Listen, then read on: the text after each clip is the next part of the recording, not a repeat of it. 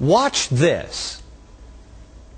I can't point a finger at someone who was responsible for authoring the language that put those dates in. I can tell you this much.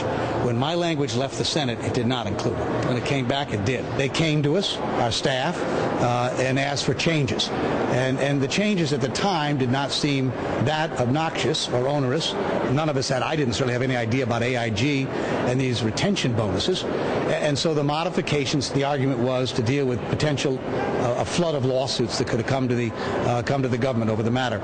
So we agreed to some modification at the time. The alternative was, quite frankly, at least implicitly suggested that if we didn't take some modifications, that the entire amendment could be dropped. And so then the administration, which they admit, they had problems with my amendment. They thought it went too far.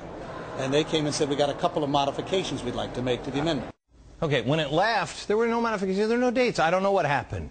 Then, okay, yeah, there was some modifications. They came to me, and then it was the administration. It was Obama. It was the Treasury. You got to be kidding me. Chris Keating, he's the Capitol Bureau Chief for the Hartford Courant. He's been covering Christopher Dodd for over 20 years, and look at him. He's 25 years old. Look at what's done to him. He has a front page story on this now. This is amazing to me. I mean, you know, Connecticut, when are you going to wake up on the corruption and what's going on with Chris Dodd? Can you give me just some of the highlights here with Chris Dodd? Well, Dodd has been an incredibly successful politician. Basically, this is the biggest issue that he's ever faced, from what we can see up here, starting back with Countrywide back in June. But prior to that, Dodd generally wins re-election, sometimes by 30 points, sometimes by 20 in a 60 to 40 race. I don't want to talk about elections. I specifically asked for you on the show today because I didn't want to talk to some partisan. I didn't want to talk to a guy who's running against him or anything else. I just want somebody who is trying to be fair, who's just trying to report the story. I mean, you say he hasn't had problems. Tell me about the, what was it, the Irish cottage that he had, and then he's sharing it with somebody that was pardoned by Clinton. That turns into a little something, and then the Countrywide that he holds on to his mortgage papers forever, which is directly linked to what's going on right here. Oh, but I got no special favors. And now writing it, did he not get wasn't he the #1 recipient from for election money from AIG executives? #1.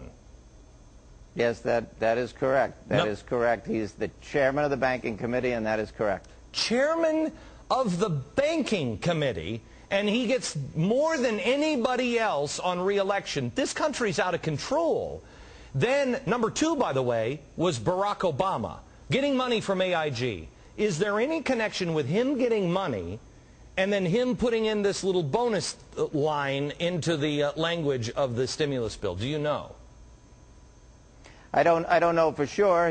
What he says is that he did not know about the AIG bonuses until a couple of days ago. I just got off a conference call with him less than an hour ago, and basically he said he did, when this all went down in February, he said that he and Obama, and I guess the others, didn't know about the specific AIG bonuses until a couple of days ago. This did focus on all bonuses prior to February 11th, 2009. That was the magic date that is in the legislation. So anybody who was before that date is covered. He was involved with not only Countrywide, but AIG, but also Fannie and Freddie. He and Barney Frank, the Wonder Twins. Wonder Twin powers activate. No, no, please don't.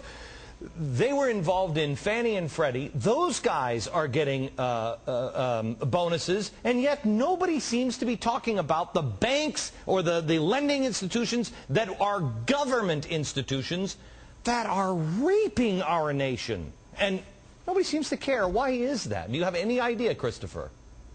Well, the taxpayers, as you probably know, allegedly own 80% of AIG, but AIG is still being run by the people who run it. So some people would say, if the government owns 80% of AIG, why isn't the government running it? And the answer is it's just not happening yet. Yeah. Well, they are. And you know what? The reason why you're not hearing anything about Fannie and Freddie is because the government and the media is in the bag for the government right now. And shame on you, media, for not covering Fannie and Freddie. And the other thing is, I've changed my position. I don't think we will nationalize banks. Because if we nationalize the banks, and this is a big and or if, the media would actually do its job, they would run out of scapegoats. Because we wouldn't be talking about the executives at AIG. If the media was doing their job and they had nationalized AIG or these banks, we would have to go to Barney Frank and Christopher Dodd. And they're too good at using other people as, look at them, there's the boogeyman, instead of looking at them and saying, what the hell have you been doing the whole time? Now, here's the next boogeyman. By the way, Christopher, thank you very much for your reporting. I appreciate it. You keep in touch with us.